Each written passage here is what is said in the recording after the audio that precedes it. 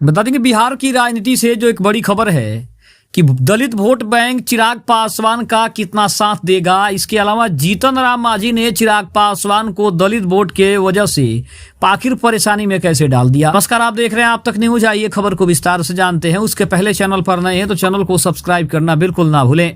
जीतन राम मांझी 28 फरवरी को पटना में दलित समागम का आयोजन करने वाले हैं, जिसमें लाखों लोगों के शामिल होने की संभावना है। इसका उद्देश्य आगामी बिहार विधानसभा चुनाव में दलित वोट बैंक पर मजबूत पकड़ भी बनाना है। इसके अलावा चिराग पासवान को कितनी चुनौती दलित वोट बैंक पर मिलने वाली है, आखिर चिराग पासवान को इसका नुकसान कितना हो सकता है और जीतन राम मांझी ने आखिर दलित वोट बैंक साधने की कोशिश कैसे की है। 28 फरवरी को पटना के ऐतिहासिक गांधी मैदान में केंद्रीय मंत्री जीतन राम मांझी दलित समागम का आयोजन करने जा रहे हैं। इस कार्यक्रम में राज्य के कोने कोने से लाखों लोगों के आने की संभावना जताई जा रही है। जीतन राम मांझी की पार्टी हिंदुस्तान अवाम मोर्चा ने इस भव्य आयोजन की तैयारी भी शुरू कर दी है। मांझी की इस नजर आगामी विधानसभा चुनाव में दलित वोट बैंक पर है और इस आयोजन के माध्यम से अपनी ताकत दिखाने का भी प्रयास किया जा रहा है। इसके अलावा अगर बात करें तो कहीं ना कहीं चिराग पासवान को इससे लेकर जोड़कर देखा जा रहा है कि आखिर चिराग पासवान के दलित वोट बैंक से चिराग पासवान को कितना नुकसान हो सकता है। राजनीतिक विश्लेषण अगर देखा जाए तो अरुण पांडे का मानना है कि मांझी का यह कार्यक्रम आगामी चुनाव को ध्यान में रखते हुए किया जा रहा है। उन्होंने चिराग पासवान और मांझी के बीच पिछले विवादों की भी चर्चा की है।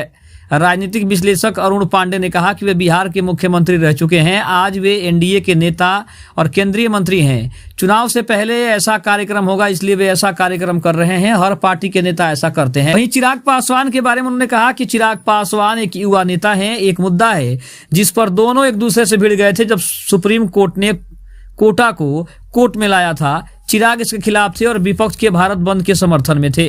जीतन राम मांझी ने सुप्रीम कोर्ट का समर्थन किया था। अब चिराग उपचुनाव में जीतन राम मांझी की सीट पर प्रचार करने नहीं गए थे, लेकिन अंत में नीतीश कुमार को वोट मांगना ही है। उन्हें अपने समर्थकों को जिताना है, चाहे कुछ भी हो जाए, लेकिन अंत में वे एनडीए के पक्ष में वोट मांगेंगे। या किसी के लिए नहीं है, ये उनके वोट बैंक के लिए ही है। इसके अलावा अगर बात करें तो चिराग पासवान को लेकर वैसे भी कहा जा रहा है कि दलित वोट बैंक पर चिराग पासवान की एक मजबूत पकड़ है और जीतन राम मांझी कहीं ना कहीं उस मजबूत पकड़ को ढीला करने के बारे में सोच रहे हैं और चिराग पासवान के वोट बैंक में सेंध लगाने की भी जीतन राम मांझी की पूरी कोशिश है, क्योंकि दोनों के कई ऐसे मुद्दे हैं जिस पर दोनों नेताओं के अपने अलग अलग विचार रहे हैं, जिसकी वजह से दोनों आपस में भिड़ते हुए भी नजर आ रहे हैं, लड़ते हुए भी नजर आए हैं। हालांकि कुछ ऐसे भी मौके आए हैं जहां चिराग पासवान जीतन राम मांझी का समर्थन करते आए हैं, तो वहीं जीतन राम मांझी चिराग पासवान का समर्थन करते आए हुए हैं। लेकिन बिहार विधानसभा चुनाव से पहले दोनों नेता दलित वोट बैंक पर निशाना साधने की पूरी कोशिश कर रहे हैं। इसके अलावा अगर बात करें तो उपेंद्र कुशवाहा भी हैं, जिनको भी कहा जा रहा है कि वो भी इस चुनाव में काफी महत्वपूर्ण भूमिका निभाने वाले हैं। इसके अलावा वीआईपी के प्रमुख मुकेश सहनी की भी एनडीए में वापस आने की एक बड़ी चर्चा हो रही है। तो इन सभी तमाम समीकरणों को देखते हुए यह कहा जा रहा है कि जीतन राम मांझी और चिराग पासवान के बीच जो द्वंद्व चल रहा है, इसका कितना फायदा इन दोनों को होगा और कितना नुकसान एनडीए को उठाना होगा, ये भी काफी दिलचस्प रहेगा।